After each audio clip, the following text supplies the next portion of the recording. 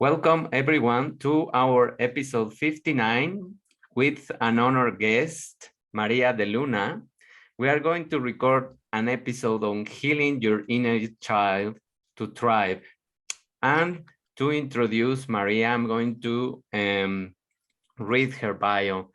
She's an aligned purpose light worker, ancestral witch, and spiritual activator. Her sole purpose is to help others remember their ancestral magic, connect with their inner child, and truly go deep into the movement of themselves so they can awaken the forgotten magic that has been missing inside of them. She truly believes that all of us have many gifts that have yet to be fully awakened and is here to help those see the journey in front of them. So that's Maria's, and we are going to know her story. So what is your story, Maria? Can you enlighten us with how you get to this work of the inner child and ancestral working? Yes, absolutely. Wow, I love the way that you read my bio. It's very nicely said. I'll have to get you to do that all the time now. So hi everyone. I basically, as he said, my name is Maria de Luna. The reason I got into this work is because of my family's history of ancestral understandings of magic, Mother Earth, as well as, just a connection to the divine source of light, right? I mean, we've all been connected so spiritually since the day we were born here in this world. But as we grow up, we go into a system of, forgetting, getting disconnected, and, just not remembering about the way of our ancestors. And a lot of that has a lot to do with the way that we work with our inner child. And the reason I got into this work was because it's what I grew up with. It was how I was raised. And I see this as a huge benefit to those who are really looking to advance their true knowledge of the spiritual understanding and awareness of themselves. Because when one truly evolves and develops, one needs to connect with their inner child. The inner child is actually one of the strongest spiritual guides to us that we actually don't tap into enough. And when we tap into that inner child, we're more connected with all the different sources, a lot more stronger than what we truly think. Because when we're acknowledging that inner child, allowing it to play, allowing it to have fun, listening to the heartbeats, listening to the understanding of it, you'd be surprised just how fluid and in flow you become within yourself. When people talk about enlightenment, I talk about connecting with that inner child. That inner child is the flow, the enlightenment of you. Acknowledging that is that part of you. And yeah, like I said, the reason I got into it was because I was raised with a beautiful mother who acknowledged her inner child and acknowledged my inner child and actually accepted every question, understood, had that love. And I see in the world that we all never had that, right? Most of us didn't grow up with parents that way, that acknowledged the spiritual realm, didn't call us crazy or anything like that. But just because I grew up differently and others did, this is one of the main things is I said to myself, it's time to step into my power of understanding that what I had learned was actually very valuable to those who didn't learn from their parents, who didn't understand their parents because they were taught so differently from their ancestors or their parents or their grandparents. You know what I mean? So yeah, that's kind of why I got started into this realm, and it's been amazing and successful ever since. And what is one of the messages, signal, or kind of cues that you receive that you were connected to your inner child, or how did your mother taught you about receiving the messages or acknowledging that child? It was always with the temper tantrums. That's how my mom acknowledged it. It was more about like seeing that part and saying, okay, you're having an emotional understanding of yourself because you can't regulate certain things. Let's talk about this. Why are you having a temper? She would acknowledge those parts of me. And, you know, the way that she would teach it, I would absorb that lesson and go, huh, why was my mom talking that way? And, you know, as I grew up, like a lot of my friends were like, my mom never talks to me like that. Like, you know, and still to this day, I still have friends going like, I wish I had that relationship with my mother, because it was such a beautiful relationship. And her patience and her understanding of spirituality and really acknowledging about spirit and saying, yes, you do see someone there. Yes, you can feel that. It actually really helped me to develop the being that I am here today. And so her signals and her ways of seeing things allowed me to see where others also have those lacks inside of themselves. You know, for example, if a client came up to me and said, like, you know, I just feel like there's times that I don't feel heard or seen or felt. Well, what happened to you when you were 6 years old? What happened to you when you were 7 years old? What age was it that you started feeling this? Because that's a deep connection to your inner child. Your inner child is one of the biggest factors inside of us that helps us to develop the inner magic of us, to thrive into the being that we are here today. When we say, oh, well, you know, we're adults, we don't need to do all that. But technically we should, because then we're thriving together. Because your inner child is the connection to your ancestors. That link that you have with your ancestors is your inner child. Nice. Did your mother have also sort of a relationship with her mother or her her father about that inner child recognition? You know, actually, no, she didn't. So when she grew up, she was the 13th oldest sibling. She grew up with 13 siblings. So she was actually acknowledged as the responsible one. She needed to take care. And so I guess when she was mothering and also helping out with her brothers and sisters, I guess she learned that, you know, the patterns of her parents, who were also very spiritual, but did not parent or use a certain tool the same way she did. She just used it in a way to understand. You see, when my mom originally came from Philippines, and so she decided to be with a man, and unfortunately had lost her first child. And so then with that loss, the man and her had a falling out, and then she moved over to Spain, met my father. And from that point, when she found out she was pregnant with me, and my father had to marry, which they did out of love anyways, not because, you know, I was getting born. Yeah. Right. He just did the most honorable thing, which is, you know, to take care of his woman who is birthing his child. Basically, she made a promise to my dad to her, that they would teach me the ways of spirituality in a way that allows me to advance my tools to the future, so that I would never grow up teaching my child the same way my grandparents did. Because my dad's father was also very hard on him too. Right. So, you know, it's the tools that we have, like our parents, as tools that we have that also help us to develop and understand about ourselves. But if you choose to change that, is up to you, right? If you choose to acknowledge that inner child and say, yeah, okay, I can change that. I mean, my parents did it, and so can we. We have that choice to make that time to make those choices, actually. So it's up to us to change everything. And if we do, it's to acknowledge that younger part of ourselves. And my mom always acknowledged her younger part in front of me. We would play in playgrounds together. She wouldn't be the mother that was sitting on the side. She would be in there in the spray parks, playing in the playground, running in the fields with me. When my father was alive, it was the same thing.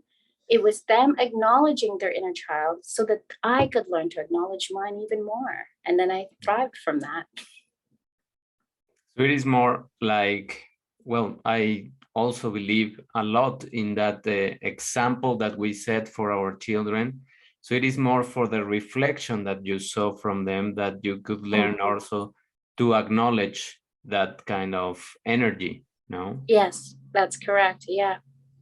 And what are some of the patterns or beliefs that you can observe in people that you quickly notice that has to do with that inner child that hasn't been worked or recognized even?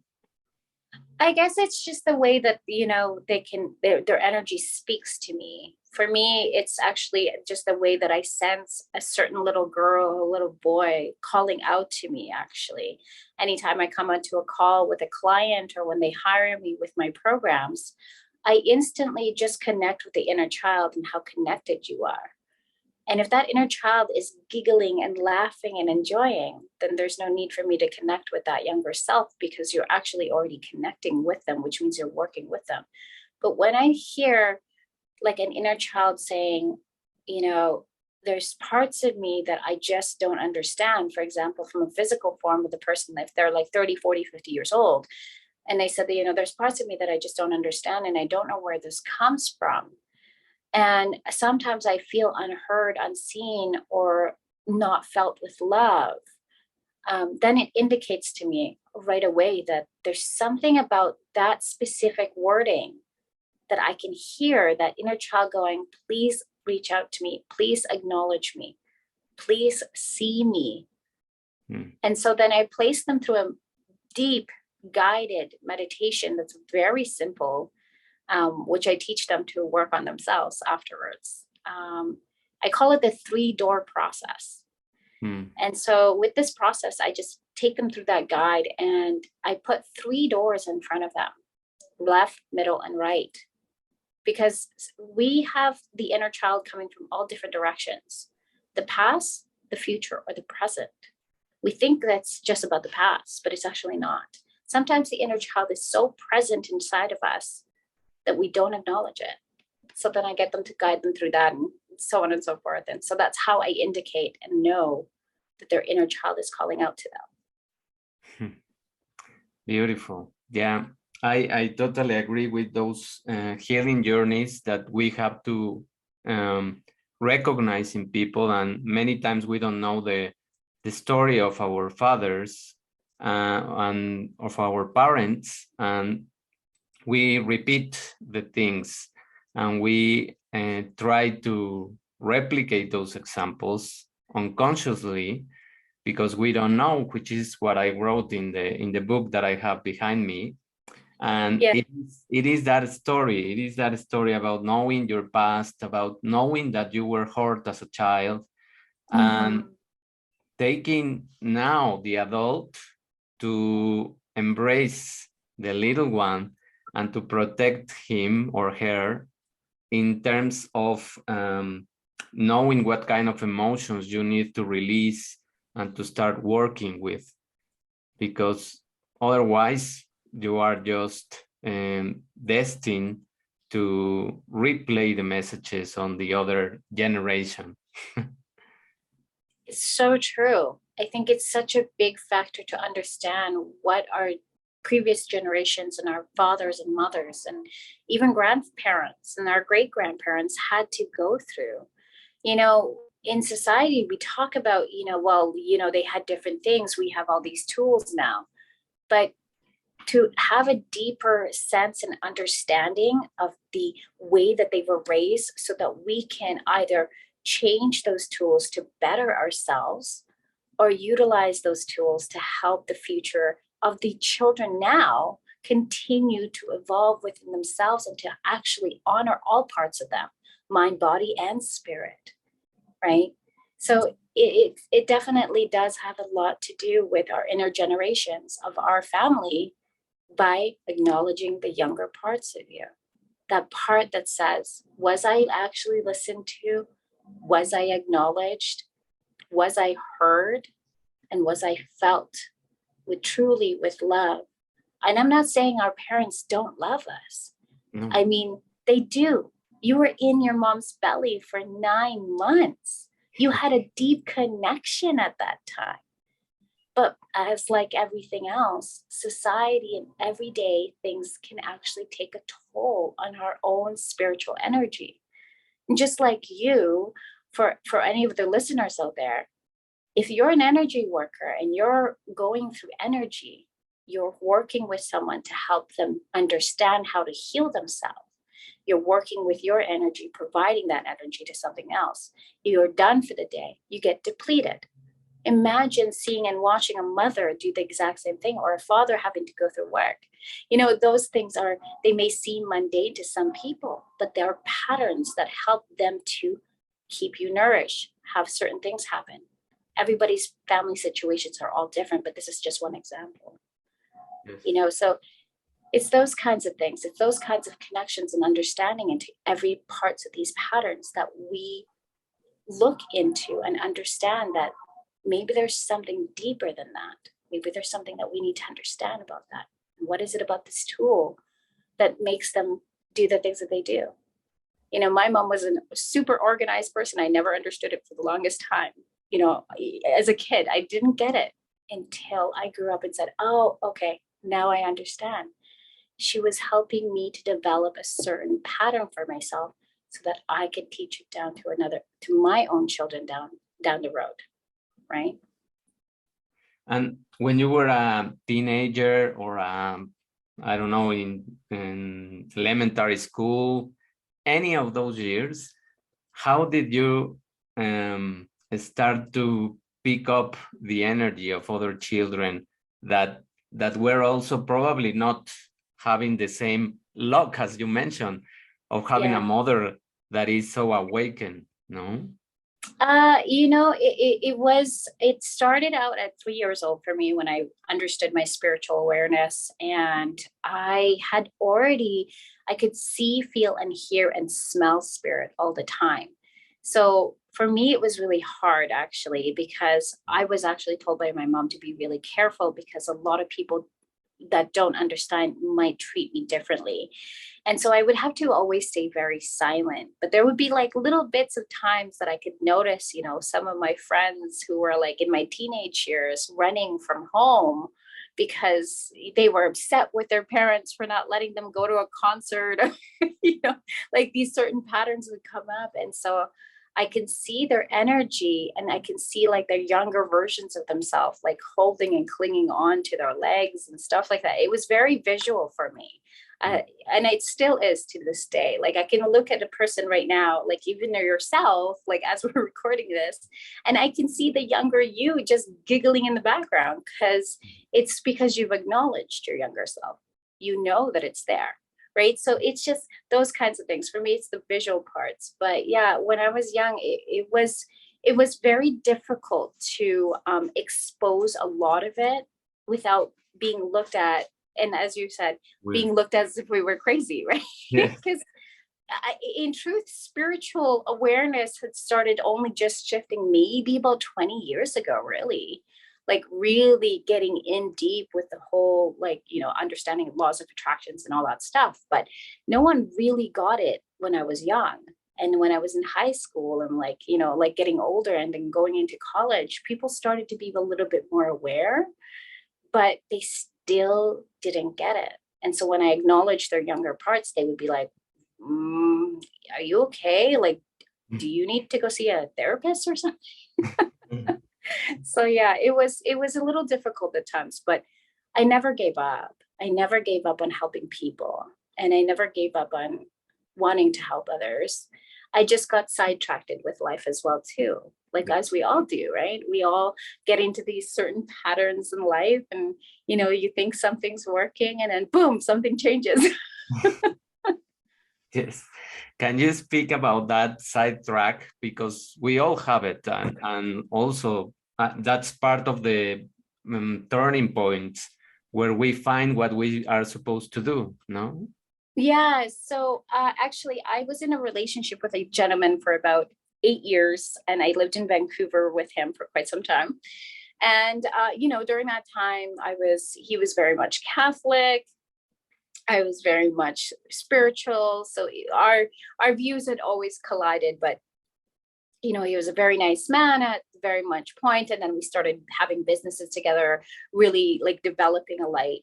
And it got to the point where our life got so materialistic that I had lost my sight for a little bit because I was so consumed by the everyday, like, big fancy house, nice cars, beautiful things, lots of dinners with friends, and, really being like in this space with him because this is how he had lived his life. And so I sidetracked myself. And again, it doesn't matter if it's because I was young, I was in love.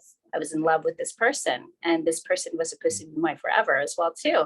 We were actually supposed to have a son together.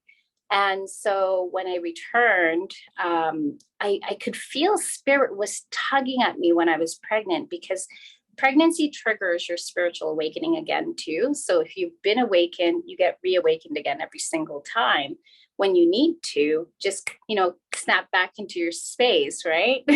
So I came home from Seattle, and unfortunately he was with somebody in our home, and I fell down the stairs and then lost my son. And during that time, I'd found out he was very much having infidel affairs with most people that was around us.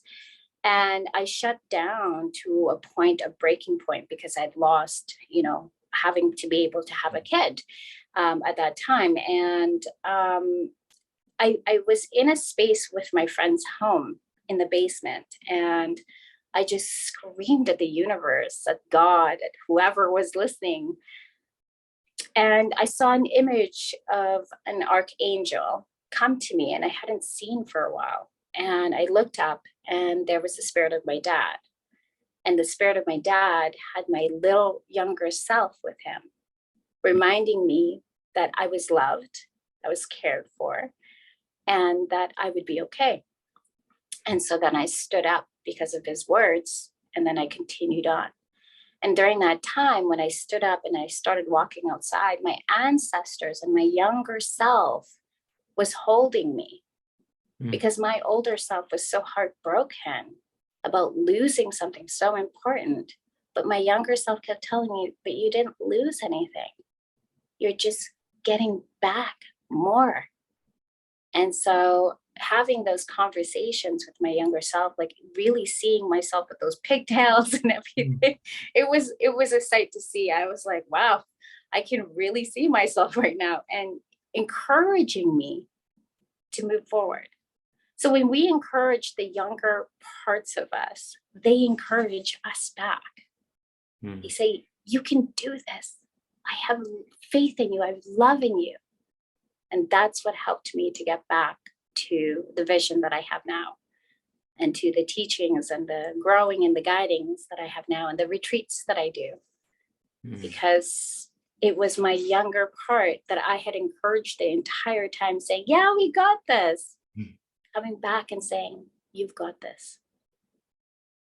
Yeah, that's a beautiful story, and very moving, because I also have felt whenever I have a success in my life, or something that really brights me up, I really feel that child is also as happy as I am, and telling you, as you mentioned, that voice is there telling you, you can do it, you can go more, or you can resist, or whatever it is. Because I compete in swimming or in running, and many times I hear that voice that is telling me, you can do it, you can push more. And that's the voice of our inner child, no? Oh, it's and our inner child is so creative, because we as adults get so stuck because we're like over processing, overthinking sometimes. And it's our humanness, right? We're so human about it. But then when we connect with our inner child's like, what are you doing? You just create with your hands. Look, watch me. And then you're like, that was so simple. And then you're like, oh, that was the answer the entire time. Because, we try to, oh, maybe we should do it this way or this way or this way. But then our inner child is the best creative magic inside of us, right? Like that young energy, that loving energy of creation, of flow, of understanding. That inner child that knows. When I was talking to a client actually one time, she had two inner childs of different ages come to her during the meditation that I provided. And she was stuck. She's a writer. And she said, I'm not feeling like my writing's enough. And I said, I think someone knows exactly where to go. And she had called out her two ages. I believe one was 11, the other was like 7 years old or something. No, sorry, one was 14 and one was like 7 years old. And they came out and she said she can't stop writing right now. It just flows. The creation just flows for her. And I think that's what it is. Our inner child simplifies and shows love to us like never before when we acknowledge them, when we see them and hear them and feel them. Yes. Is that simplicity, that curiosity, that connectedness with the source, with the energy that we have. And now that we are touching those topics of the spirituality and energy, how can you relate that kind of energy in terms of or in comparison with the energy that other people think that we need an intermediary to receive the energy? We connect with that the energy without intermediaries, or do we need that kind? And I'm meaning intermediary because in many religions, you need a pastor or a father or someone that connects you with God. But in spirituality, we always tell that you are that energy and you can connect whenever you want. So how can you explain to a person that is believing in that religious path that many times we don't need to have an intermediary? You know, that for me is always a tough one, because it's the part of that belief in ourselves, right? Where how deep do you really want to go inside of you? And how much do you truly trust yourself to not have to go to someone else to see that part of you? It's that trust, it's that understanding. And what I always say to most clients is go deep into your heart. Ask your heart. Your inner child sits there.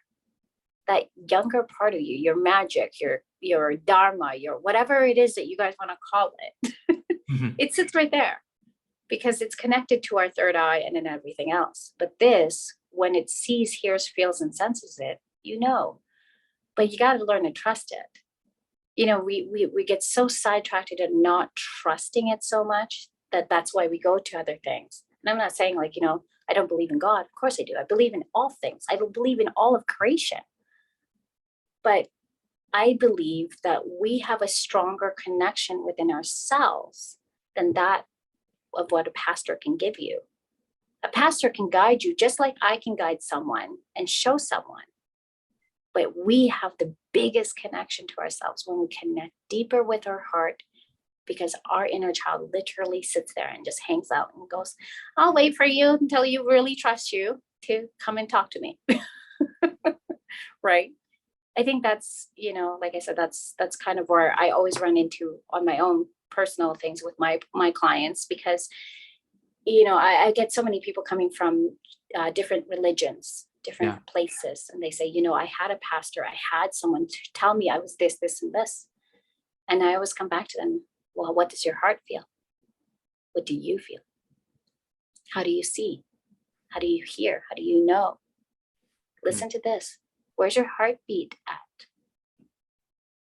And I think it makes a great sense because I'm looking at your photo and behind you is the heartbeat of the new generation.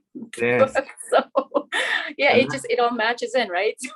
Yes. And actually that image, I made it myself because I saw it in a meditation. I was meditating and the image came to me and I said, that's the cover of the book. And in spite of the people telling me that if I could change it, and I said, no, this is going to stay because I saw it and I think that is the image that has to go, and it stayed. Oh, I love it. I love it because it's really true, right? Like our hearts are the images of us. We showcase our hearts. We love with our hearts. You know, we are our hearts. Our heart is us, and we are one with it. Yes, and now in terms of the science of the heart, that they have also discovered the neural system that it has, and that it senses all the information readily instead of traveling through the beliefs or to the past. It just brings back the connection. And how can you work with that connection in terms of the people that have a close heart, for example? You know, most people will always have a close heart when they don't understand something because it's guarding itself. But what I do is I really just go deep into understanding, like, what is it that you're looking for? Where are you at? I ask questions to help them open themselves. You know, we're always willing to tell our story. It just depends on who's listening and who you can see, right? Where the energy is felt. You know, like I said, it's about trust. People don't come to me just because they see, you know, I can talk to spirits. They see me because they can trust me, or they can feel my energy, or they can understand me. Energy always attracts. We're always attracted to energy. So when people come to me, yeah, they do have close hearts. They will always have close hearts because they don't know what they're going to get. That's that doubt that gets brought into our social standings a lot. Well, you can't trust someone. You know, I mean, when we were kids, right, we were told never to trust strangers. So if you can't trust someone, you just make sure to close off your heart so that they can't attack you or do anything to you or hurt you or this. But when we don't have an open heart, we can't see the things that we have around us. We can't explore, have adventures. And so when they come to me, I ask the questions like I would if I, like, as I'm talking to you right now. Yeah. I talk about my own personal experience to help them open themselves. I tell them about, you know, certain situations that can occur in certain different times and places.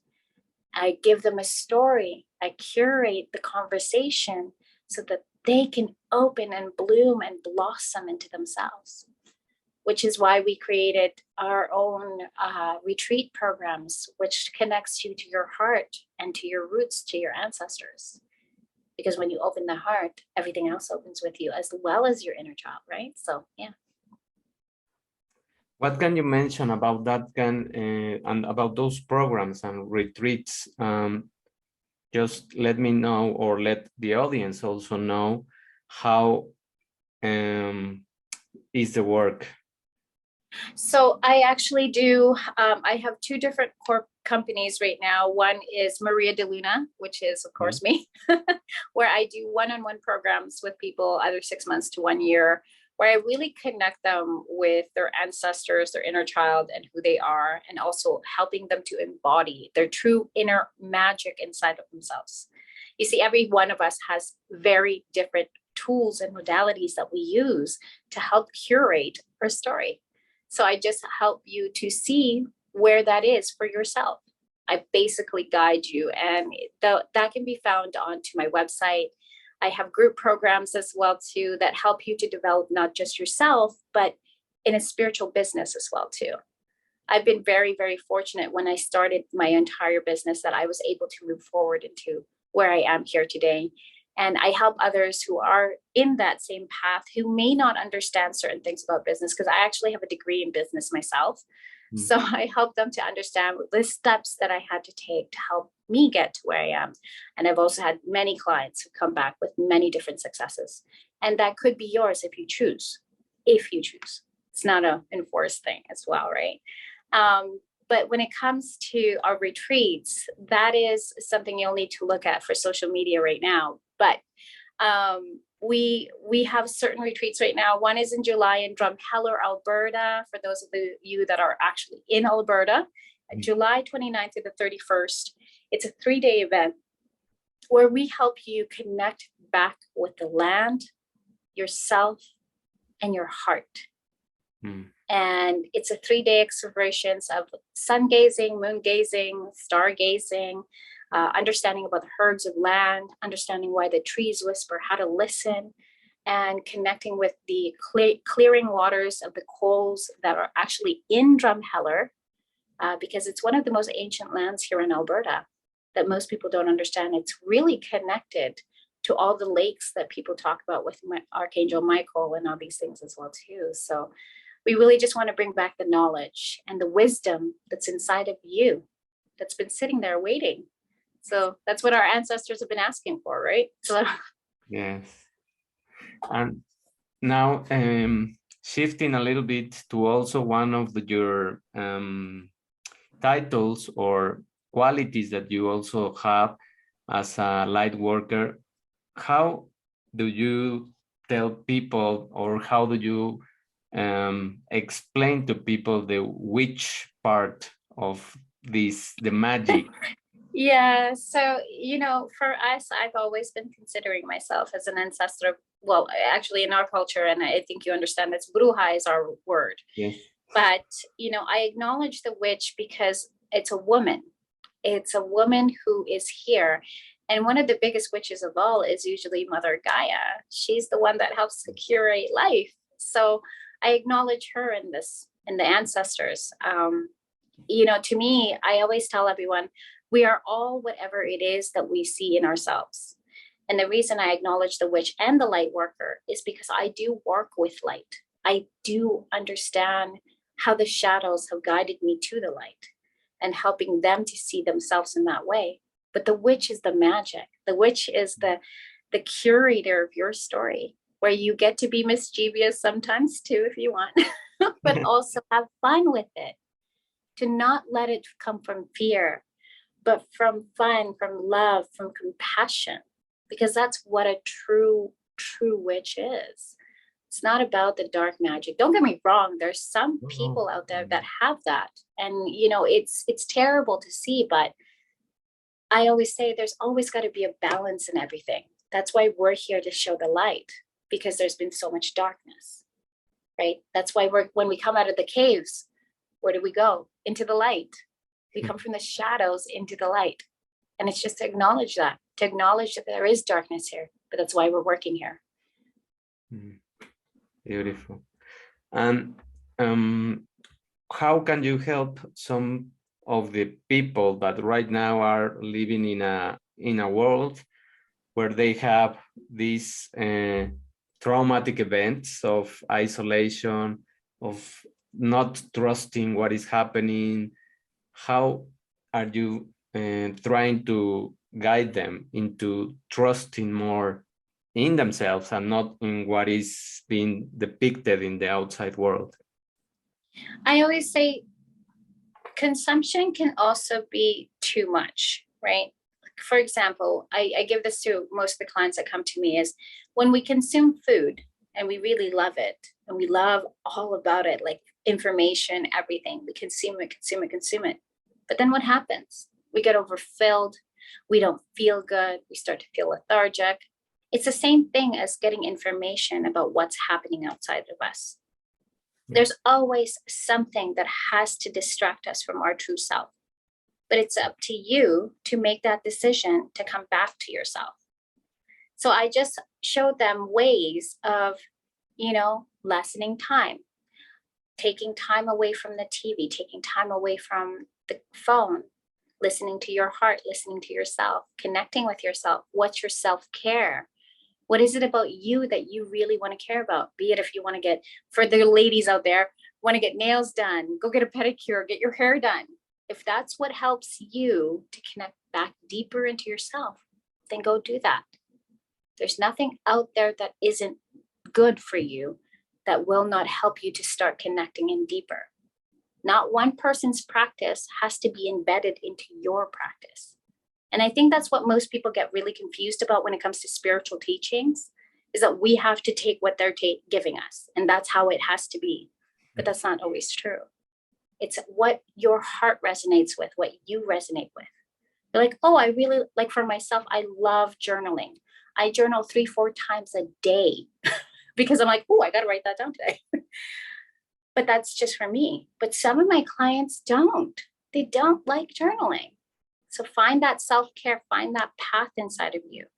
Lessen your consumptions of whatever it is, whatever it may be it food that's causing you pain, be it someone who's toxic, maybe lessen time with them to have more time for yourself. It's just about finding that pattern for you and that habit for you so that you can go back into you to like see where that's coming from. You're like, okay, maybe I should stop hanging out with my friend because she's always complaining about things or something like that, right? Yes, or you feel just depleted of energy, no, with Yeah, some people. exactly. I mean, you interact with them and then you go back to your home and you are completely tired. Yes. Yeah, and it's like, most people say, well, I can't get rid of them, they're my family. No one ever said you had to get rid of somebody. Yeah. You have to make those choices. But as guides, as teachers, as coaches, we're here to show you, not enforce on you. That's not our job. We don't, for us, it's about seeing that outcome with you so that you can feel just as good always for yourself. That's where we are, right? And I'm sure like most people who come to you feel that way. They're like, man, I get the best outcome with David because he just hears me. You know what I mean? So yes, I completely understand, and I asked the question because, as you mentioned, many people is used to depending on the other person to fix their lives. No, so they give their power away to the therapist, to the nutritionist, to the medical doctor. So they don't do really the work. They expect the other person to do the work. yeah. And that's like the biggest thing I always tell my clients right in my first call before they jump onto anything with me is, please know that I am not here to help you walk because you got to walk. I may hold your hand to guide you with you so that you can help to choose whatever path it is. I can give you an advice, but it's up to you to take wherever that goes. Yeah. You curate that story. I tell you a story. If you choose to take it and work with it, that's up to you. But you got to take those walks. You got to stand up yourself. And then you go and do whatever you want with it. And if you, and I always tell them, it's like, all I ask is that you don't hurt someone along the way, because that's not what we're here for. That's not what we're guided to do. And most of the people that I usually get are people who are seeing their light as light workers or as witches, as goddesses, as, queens, kings, and priests and shamans. But at the end of the day, all I ask is that you don't hurt someone else along the process, because that's not what we're here for, right? We're here to help ourselves. And if we stumble upon people who need that assistance, great. Maybe we can help them to see them. Beautiful. Just one last message that you want to give to the audience to round up the topic. Yeah, don't be afraid to listen to those little voices that tell you that it's okay. You've got this. That little voice that's telling you that is probably the younger part of you, whispering with the ancestors.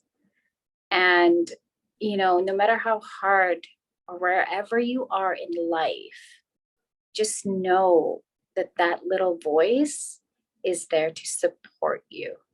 Sometimes it may be a little mischievous, but it's still there to help you. Right? Thank you, Maria. And where can people find you and support you? Of course, we're going to put the links, but we can mention it here also. Yeah, absolutely. You can find me on my website at mariadeluna.ca, not .com. Otherwise, you'll find a hotel. Yeah. That's actually in my country. Okay. But yes, it's .ca, and as well as Instagram, which is Unleash Your Wild Goddess. Okay. And also my Facebook, which is maria.deluna 111 as well too. And I think we also have a Facebook group, which is called Quantum Magic School. So this is where I talk about life, magic, anything. And I come on there quite often throughout the week. So if you're interested in learning more about, yourself, empowerment, magic, herbs, whatever it is, then come join me there and come hang out. Thank you, Maria, for your amazing work and for also enlightening people into recognizing their inner child and the energy that they are missing if they don't open more to hear those voices and to play more, to be more curious, and to stop being so complicated in your life. Yeah, that's true. Thank you. Thank you so much, David. So much appreciation to you for this. I appreciate it. Yes, thank you, everyone. And we will listen to each other in our next episode. Bye.